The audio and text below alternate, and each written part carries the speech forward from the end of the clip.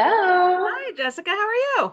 I'm doing awesome. How are you? I'm good. Thank you for asking. Thanks so much for doing this today. Of course. Thank you for chatting with me. This movie means a lot to me, so I'm really excited. Yeah, so tell me about this. I mean, it's another multi-talented feat of yours, merging your music and your acting, and now you're writing and producing. How did all this get started? Thank you. Yeah, I've been writing my entire life. I've been writing music and writing poetry and writing stories. And then 4 years ago, I had kind of a weird pilot season where I kept auditioning for roles and getting down to the final two and not booking.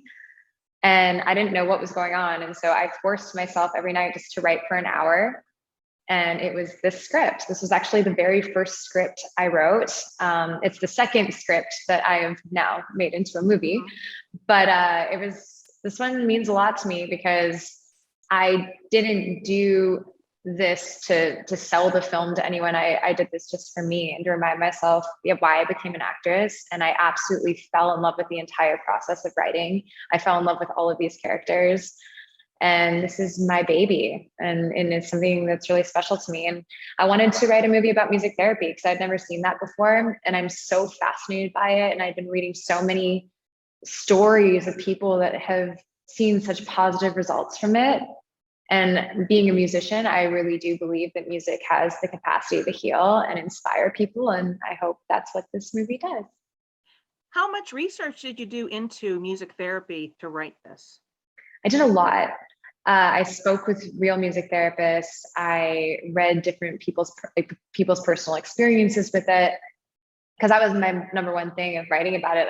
I wanted to portray something that is an actual form of therapy and add in some romance and tell a beautiful story along the way. And I think with these films too, it's a movie, so you have a 2-week timeline. But that's not to say that a song can't bring somebody back instantly. And that's what's so cool is there really is no timeline for this sort of thing. And even the one scene where I'm talking about how music can help you feel different emotions that you haven't felt in a long time, I can totally relate with that, because if I'm driving and a certain song comes on, it'll take me back to that time in my life. And if I'm feeling sad, I can throw on S Club 7 or In Sync and any of these songs that are nostalgic for me and that are happy songs, even Disney songs. I'm a huge Disney fanatic, and I will instantly feel better. So I do believe music can affect people in so many different ways. And so, yeah, this story was something that that meant a lot to me, and I can't wait for people to see it. And did you write the song in conjunction with the movie, the one that you're featuring in the movie, or was that written separately? How did you marry those two together? So I really wanted to include 1111 throughout the script and have that be her connection to her grandmother, who was a singer. And I dedicated this movie to my real grandmother, Doreen, who was an incredible singer. And her mom's name was Violet. So that was my great grandmother. And so I wanted to tie that in. And in my personal life, I see 1111 everywhere. And so I loved that idea of every time you see it, you make a wish. And in Violet's case, she knows that her grandmother's with her. And when I was writing the song, because the script had already been written, and when I was working on the song, I thought it would be really cool to have the chorus be all the things you wish you could say to someone, but you're too scared to say it, and incorporate the wish into it. So I'm really, really proud of it. I have an incredible team of producers in LA that I work on all my music with, Aaron Edwards and Corey Wallace, and they worked on many of the original songs throughout the film. And then 1111, I co-wrote it with my girlfriend Zaira, who is she's a badass. She's a Grammy nominated singer-songwriter from London and a really, really dear friend of mine. So this was so fun and so collaborative. And then I got to shoot it in Vancouver, where I'm from. So that was also just so special and amazing. And this is the first time that I've had to wear this many hats all at once, and to this level, and to have this amount of responsibility. And it was challenging, but so so rewarding. And I was able to be a part of it, from the location scout to picking the sets, the casting, the wardrobe, all of it. So this is my passion project and my baby, and I couldn't have asked for a better team to help deliver it. Okay, so you wrote this without ever really planning on selling it. So what was your process? You had another movie that you wrote previous to this one. Did that then inspire you to take this and get it made as well? Or how did that come about after? Since this was your first, how did that come about after? So I just fell in love with the process of writing. I got addicted to writing. It was just the best feeling in the world to create these characters and to live in this world. And I felt like it was just the perfect balance that I needed. Like, I felt like my acting got better, my auditions got better, because I had such an understanding as a writer and a creator about so much of it, that it was very cool to go onto that side after acting for so many years. So this one, after I wrote this one, I fell in love and literally would write every single day from 9 to 5, and I would break for lunch. Wow. And so I have many scripts, and I've actually got quite a few in development with GAC. And Bill Abbott's always been such a huge supporter of me. He's the one who bought my first script for Hallmark when he was there, and it was called Over the Moon in Love.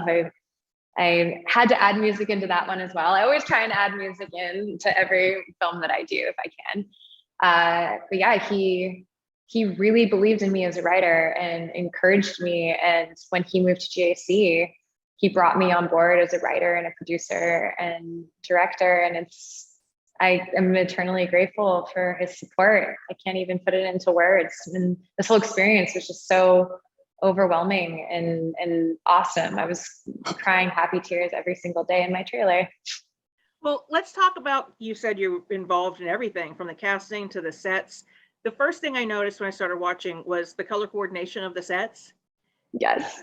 And I was like, you're walking, the first scene I think is you're walking through a lobby of some sort, and you're wearing like a violet and kind of a maroon, and then everything around you, everything was interconnected. How long did it take to come up with those ideas and to find the right people to bring what you thought you wanted to see alive?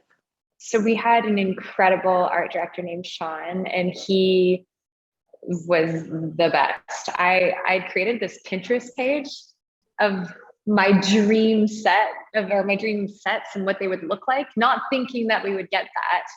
But I would send them to him, and then I would show up on set, and he would have delivered that times 100. And so he was so incredible.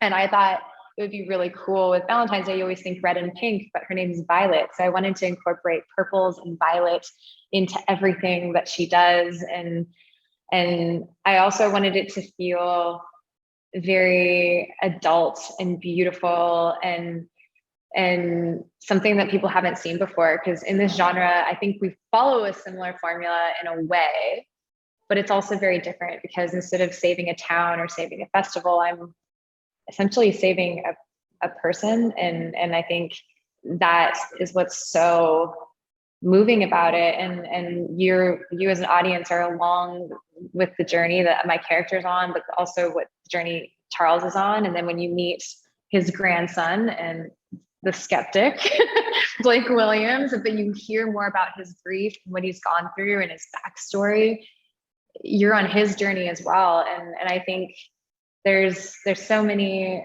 things that people can take from this film, and I hope it provides everyone with escapism and positivity and light. I hope they enjoy the music. And did you decide on Jesse? Did you bring him on board, or how did he join you? I was really excited. I had been given a couple lists of actors, and when I wrote the character, first draft, I knew that I wanted him to ride a motorcycle, and Jesse just happens to ride a motorcycle. And I also wanted him to have some sort of singing experience, or back in the day, then I wrote the character that he used to be in a band. So I didn't know if we were going to get that, but a lot of people don't know this about Jesse. He's a super talented musician and singer, and he'll downplay it all the time, but he is unbelievable. And so there's this duet at the end that we got to perform together. And that was really fun because that was our first bonding experience as co-stars. We were in the studio in Vancouver working on this, and he did such a great job. And that's the finale of the entire film and a really, really pivotal point of the story. And even filming it, it gave me goosebumps. I don't want to give too much away, but it's like filming it gave me goosebumps because it just, it was such a cool moment. Well, I can't imagine having so much of yourself in the movie and in the production of it and leading up to this, and then having it all come to life exactly as you wanted it to play out. It's the coolest. I can't imagine that would be amazing. I don't even have words. I don't have words. I'm so excited. And I didn't know, because I am wearing so many hats and I've been so involved, I didn't know when I saw the final thing, like how I would feel. I didn't know if I would be over analyzing it or my producer hat would come on, but I was able to just sit back and watch it as a viewer as if it were the first time. And that was so cool and so unexpected. And I'm so proud of it. It's my baby and I can't wait for it to be out in the world. And I hope it brings people the amount of joy that it's brought me. This was just such a cool experience. When you watched it as a viewer the first time without picking it apart, was there anything that you did look at and think, oh, I wish I could have done this? Oh my gosh, that turned out even better than I imagined? I mean, there's so many things that turned out better than I imagined, because with these shoots, you have 15 days to shoot an entire movie. So it's very quick. It's like a marathon. So there's certain times where you get one or two takes and you're not sure how it's all going to come together. I really love the scene in the chocolate shop where my character and Jesse's character are opening up to each other about our backstory. I think that's a turning point for the movie, because all of a sudden you have a better understanding of both characters, and then you can't not fall in love with both of them in that moment and then want them to be together. And so I didn't know. I was really hoping that, like, I knew he was doing an incredible job. I trusted what I was doing, but I was like, I hope it gives you that feeling that I really wanted that to suck you in, and watching it really did. And then I also loved the Under the Sea officially singles mixer, because that was like a little idea I had, because I'm obsessed with Disney. Like, I even have a Mickey Mouse phone case. Aww. Yeah, and so I wanted it to be like this Little Mermaid inspired thing. It's just, again, something silly, but I was really impressed with how it turned out, and it looked so great, and they did such an awesome job bringing that to life. And yeah, so yeah, there was a lot of things that turned out beautiful, and I was very, very happy because on the location scout, we went to that house last, and it was my favorite home that I saw, and it was exactly how I visualized it. Oh, wow. And we filmed there quite a bit. And so to have that be a backdrop, it was a prop within itself, and just, it was perfect. It was so good. So yeah, I'm really proud of it. A 15-day shoot. How many sets do you actually have, and how long do you have each one up? And I ask because you have some really elaborate sets, and I've watched Hallmark and Lifetime movies forever, and your movie has blown them out of the water with how different each one looked. The candy shop didn't look anything like the hospital, or, whenever they decorated for Valentine's Day, it didn't look like the candy shop. Everything was different and very complete. How long does that take if all you have is a 15-day shoot?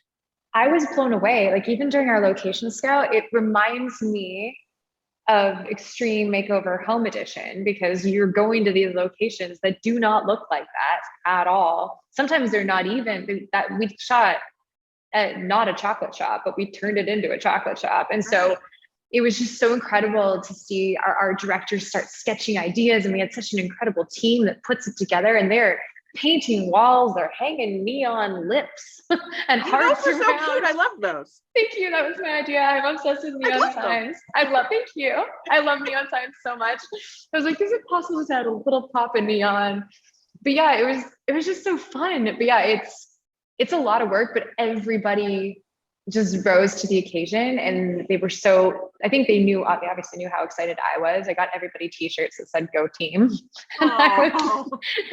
And We all were a team, and they knew how much this meant to me. And so everyone just teamed together to make this even better than I could have imagined. And yeah, in the sets, I really wanted it to feel that way. I was like, you know what, we're making this movie, and I don't want it to look like other TV movies that people have seen. I want this to feel like a real feature, and I want it to look sexy, like each shot just sexy and beautiful. Thank you. Yeah, it really looked different. It's not the same that we've seen across all the other networks. Thank you. And it's funny that you love those lips because they stand out. Thank you. You look at them and think, I've never seen that on a similar movie before. Thank you. Yeah, really, it was really fun. Awesome.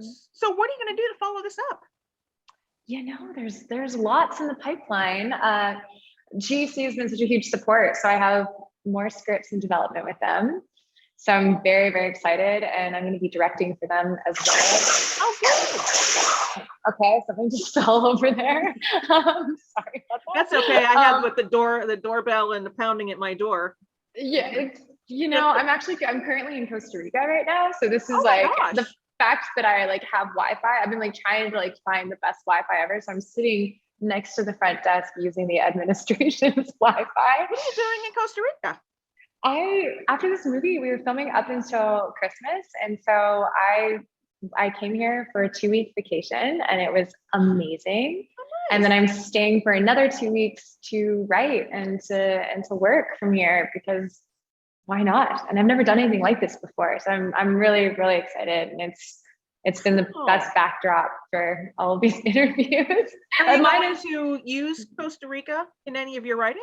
Well, now that I've experienced it, and I'm here with my boyfriend, I was like, this is probably the best idea ever, to write a love story that takes place in Costa Rica. I think that could be next. Yeah. But yeah, I have a bunch of films and scripts in the works, and then I also am getting ready to release my first full-length album.